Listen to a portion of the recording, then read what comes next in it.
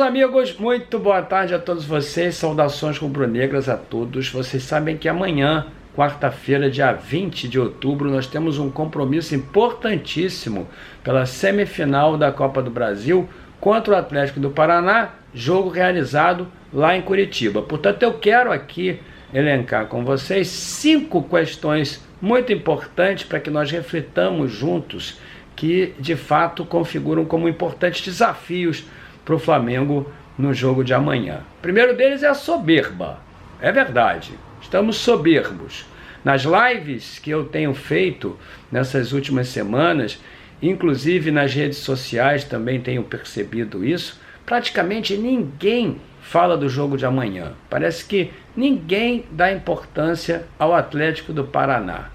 Isso aí, companheiros, é sim uma forma de ser soberbo, porque estamos falando muito no Palmeiras, falamos muito no Atlético Mineiro, estamos bastante preocupados com as nossas atuações no Campeonato Brasileiro, falamos sobre ingressos no dia 27 de novembro, falamos dos jogos que o Palmeiras tem apresentado, falamos até sobre a estratégia da presidência do Palmeiras em trocar o treinador ou não, mas esquecemos completamente o Atlético do Paraná, que historicamente é um time que nos causa problemas, e vocês sabem disso, um time inclusive que está na final da Sul-Americana, um time que do ano passado para esse ano realmente deu um salto, e se não tivesse dado um salto não estaria na final da Sul-Americana, que inclusive é uma competição que nós em 2017 perdemos, e também não estaria nas semifinais da Copa do Brasil, que é uma competição muito importante, onde o Atlético recentemente também foi vitorioso em 2019, quando nos eliminou, inclusive nas oitavas de final, época do Mister. O Mister havia iniciado o trabalho no Flamengo. Eu me recordo, inclusive, que nós tivemos um resultado de empate lá na Arena da Baixada. Isso realmente foi considerado muito positivo, e nós também esquecemos o jogo de volta, e o que nós vimos aqui foi a eliminação nos pênaltis, o que nos impediu naquele ano de 2019 de conquistarmos a verdadeira tríplice coroa, ou seja, a Copa do Brasil, o Campeonato Brasileiro e a Libertadores. Portanto, meus amigos, não estamos falando no Atlético do Paraná, mas é melhor que falemos, porque, claro, é um adversário que sempre nos foi muito perigoso. O segundo desafio, meus amigos, eu diria para vocês, talvez seja ingovernável nesse momento, que é a CBF, a arbitragem. Vocês sabem que o Flamengo se insurgiu esse ano apropriadamente contra a CBF, o Flamengo tornou-se um pária na questão do retorno ao público nos estádios. Vejam bem a demagogia dos clubes paulistas, agora inclusive vão jogar com 100% da capacidade. Ninguém fala em isonomia agora, ninguém diz assim, olha, então lá no Rio tem 50% liberado, nós vamos jogar com 50% também. Ninguém fala nisso. Então ficou bem tipificado realmente ali naquela ocasião que o problema eram os clubes paulistas que não tinham autorização para jogar, e todos eles seguiram, todos os clubes, o restante dos clubes seguiram ali as determinações, isso mesmo, determinações, as orientações dos clubes paulistas. Então,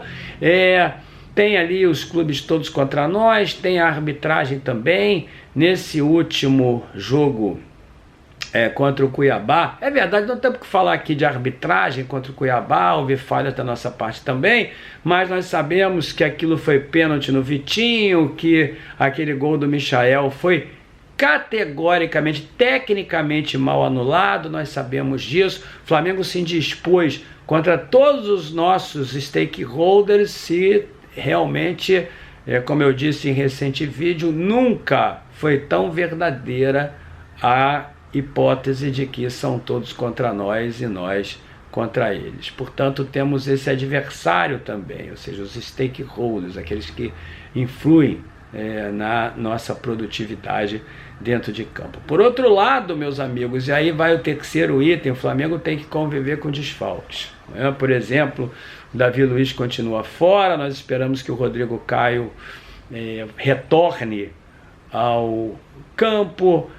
Sabemos que o Bruno Henrique não vai jogar, sabemos que o De Arrascaeta também não, ou seja, são jogadores importantíssimos. Realmente ficar sem o Bruno Henrique e o De Arrascaeta é muito ruim, e o Flamengo claramente perde produtividade dentro de campo em função da ausência desses jogadores. O Flamengo tem um elenco muito bom, não tenho nenhuma dúvida. O Flamengo tem condições realmente de vencer a partida com os seus jogadores teoricamente reservas, mas que seriam titulares em todas as equipes? Eu também não tenho nenhuma dúvida que sim. Mas era muito importante que o Flamengo pudesse ingressar, meus amigos, com o seu time titular, algo raríssimo nos dias de hoje, o que nos faz questionar bastante, o que está nos fazendo questionar bastante tanto o departamento médico do Flamengo, mesmo sem propriedade, mesmo incorrendo ali naquele risco de sermos injustos,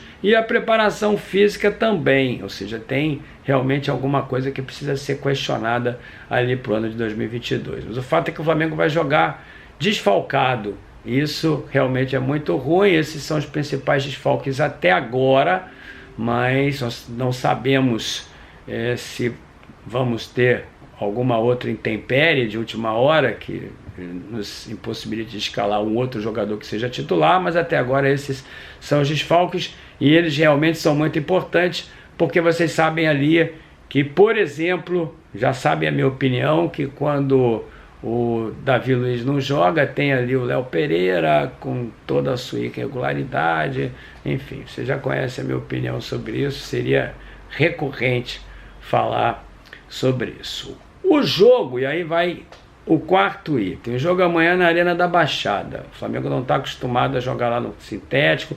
É verdade que depois daquela vitória de 2019 as coisas mudaram, a Arena da Baixada perdeu realmente aquela fama que tinha, né, que concedia o Atlético de indestrutível lá nesse campo. Inclusive o Atlético do Paraná tem perdido jogos lá dentro de casa, recentemente perdeu alguns, mas o time do Atlético do Paraná continua muito perigoso ali. A verdade é que a Arena da Baixada ela configura um importante tabu para o time do Flamengo, que foi quebrado. O Flamengo estava há muitos anos sem vencer, ganhou ali em 2019, quebrou o tabu, mas a Arena da Baixada continua sendo a Arena da Baixada, e eles vão jogar com o público, estádio lotado, tem o apoio da torcida. Realmente é uma adversidade, obviamente que eles vão fazer de tudo para poder vencer. Então tá aí a Arena da Baixada ainda elencada como um desafio para o Flamengo, não como um problema, mas como um desafio. Por outro lado, discutimos isso, e aí vai a nossa quinta preocupação, nosso quinto desafio.